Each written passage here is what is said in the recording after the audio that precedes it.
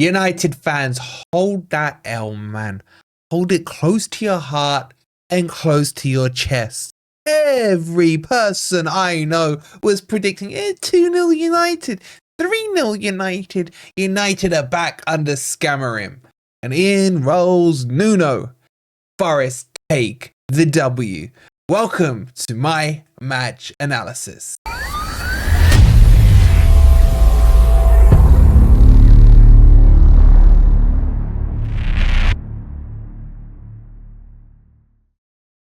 Good morning, good evening, or good night. Hope you guys are doing well.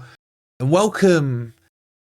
I guess, look, I'm not going to do the whole bad winner. I think I did that very well last night. I am going to be quite analytical in this video. I still think there's a lot we need to talk about in terms of the team, the performance, and everything else. But I damn well will be doing this video with a smile on my face. If you've still got a smile on your face, make sure you've hit that like button.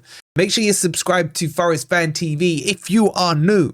And go grab your tickets for this signed framed Murillo shirt from Football Prizes. You can scan this QR code or click on the link that's pinned in the comments. Okay, let's get talking about this. It is funny, isn't it? It's like 24 hours ago, I'm feeling like the walls are falling in.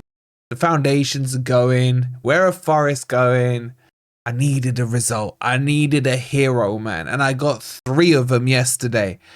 And now I just feel like no one can beat us. It's so reactionary, I know, and you guys will say it in the comments. And honestly, I don't care, man. I don't care. I've waited 30 years to see that result happen again. And this one will live with me for another 30 years, if God so chooses to keep me on this earth for that long. There's nothing more satisfying than beating that scum of the earth. And I enjoyed every single second of it. Well, I lie. I enjoyed every single second of it after the match. But we do have to talk. There are still some issues that I think are a little bit worrying. Once we took the lead, we almost took it too early. We saw that happen last season when we went 2 up in the first 4 minutes. Fun fact for you, no one scored at Old Trafford that quickly since the last time we scored there. So we took it too early in a way. And I wanted to see us on the front foot after that. Not necessarily gung-ho attacking football, but we just kept dropping off. And it felt inevitable that Manchester United would get a goal back. And that's exactly what happened. I thought Ryan Yates was really poor in their first goal. And at halftime, I was shocked that Nuno didn't make any changes. I thought Morgan Gibbs-White was really bad in the first half. I thought Callum Hudson-Odoi was anonymous again in that first half. And I was surprised to see the same team come on. In fact, I'm not going to lie to you. I was screaming for Morata on after 3 minutes. We got the 1-0, send in the big gun and just lock it down.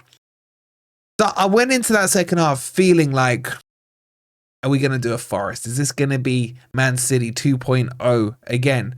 And we came out the block so well and so fast. And Morgan Gibbs-White just switched on in that second half. Looked a completely different player to that one that was in the first half. There was some pressing as well. We closed them down. And that's what created the second goal. Yes, Bruno with his stupid pass and then Onana with his stupid goalkeeping helped a lot. But this is the point I'm making. The slight frustration I have from this game, when I look at it objectively, is when we press teams in their own half, we cause mistakes. We did it against City midweek. Yes, we didn't capitalize on those mistakes. But teams that are pressed are always more likely to make a mistake than if they are not, because they're under no duress when they are not. And I would like to see that being the next step in our development. Become a mid-block but higher pressing team. Not even a high press team, man. A mid-press would be absolutely fine. Don't wait until we're penned back in to start doing that press. And that created 2 goals for us. And we took that 3-1 lead. And then yes, true to my form, I'm there screaming for Morata. Bring him on, lock it down. And I do feel Nuno should have done it there. 2-goal lead with Morata on, very unlikely that they're going to break that beast at the back. And then I got to give credit to the boys. I thought in the second half, their attitude, their desire, the way they were up for the game was phenomenal. They just really were putting in the hard yards and putting in that shift as United tried the onslaught.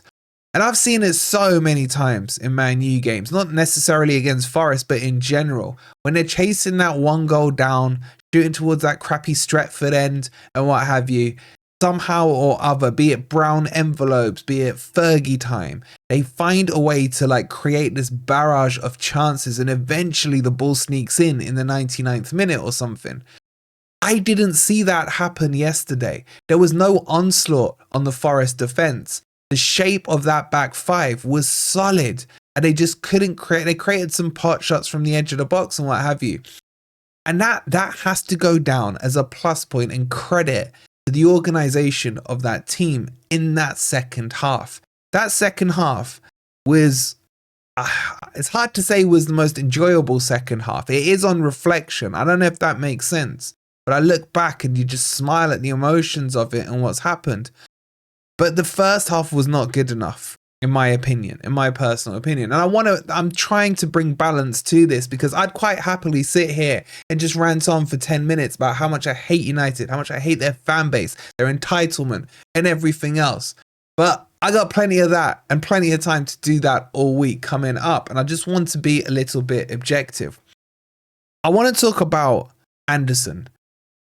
For me, him in that midfield, in the first half, I think he was a one-man midfield. I think he was putting in the shift, getting the ball, winning it, trying to get something going. And in the second half, that performance continued. Undoubtedly for me, he was my man of the match, alongside Onana, of course.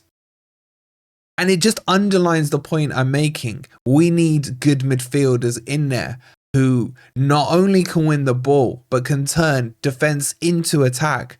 And I do see a bright future from him. He can dribble with the ball. He's strong on the ball. He's got great feet. I think for me, if he can get a goal in the next couple of weeks, that will just alleviate him even further and quicker, because I think he's desperate for that goal. But even without that goal, he's been absolutely brilliant. And I look ahead now, completely different to how I was feeling 24 hours ago. I couldn't bring myself to say Forest wouldn't win this game. But deep down inside, I'll level with you guys. I didn't know. I couldn't take the emotion out of the game. But now I look ahead and I think, okay, this month of December that everyone's been telling us about, this month of December, that's going to be the thing that makes Forest in the world of that Bell End goal bridge drop like a poo or whatever he said it was, out of the top 8. Well, that narrative hasn't really come through so far. And you could argue we've played the two hard ones, quote unquote, that people were tagging us with. Yes, we didn't turn up against City like I hoped we would, but we did in that second half against Man U. And you look ahead now, you think Villa, very ropey at the moment, just about getting over the line against Southampton at the City ground. Could that be a win for Forest? We've beaten them before under Emre at the City ground. You look ahead, Brentford's probably going to be a tough one. Their record at home is pretty good, as much as I hate to say it, at that BTEC stadium. But at some point, they're going to have to take an L. Could that be the Forest as well? And then Spurs. I've ticked the Anfield box. Tick the Old Trafford box. I need that Spurs tick. Big time. Big time. Nuno gives me that tick. Just put the statue up, man. Seriously. I know in the longer term, the longer scheme of the season, it doesn't really matter. It doesn't matter who you beat. It's about the point tally at the end of the season. Not so much how you got to it. As long as those 3 points and 1 point add up, you see where you land. But if you can put Man U in that tally, Liverpool in that tally, and for me, Spurs, we haven't beaten them since we've been back. In fact, if memory serves me right, since we've been promoted, we're on 0 points against Spurs. These are all little boxes that Nuno's ticking as he goes along. It is hard to tell you how I feel now about where we are, where we're going, and where we end up. Because this league is crazy this year. The results are crazy. The bunchiness of the league is crazy. And everything about it is crazy. But at the time of recording this video, we are 5th in the league. And it's very likely that 5th gets you Champions League next season. Now, I ain't going down the Champions League road or the winning the title road or whatever. What I am saying is we've now put ourselves in a position. If we can get 5, 6, 7 points out these next few games in December, maybe more, and we come out of it in January, we can then look and be like, okay, the Christmas part of the football season is done. Now we really know where Forest stand.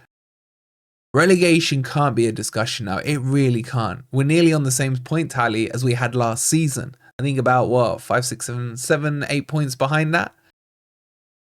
So let's start holding our standards high. Let's start thinking about where we should be. But let's understand there's still a lot of work to do. And I think Nuno would be the first to admit that as well. And let's salute Chris Wood. Happy birthday to you, Chris Wood.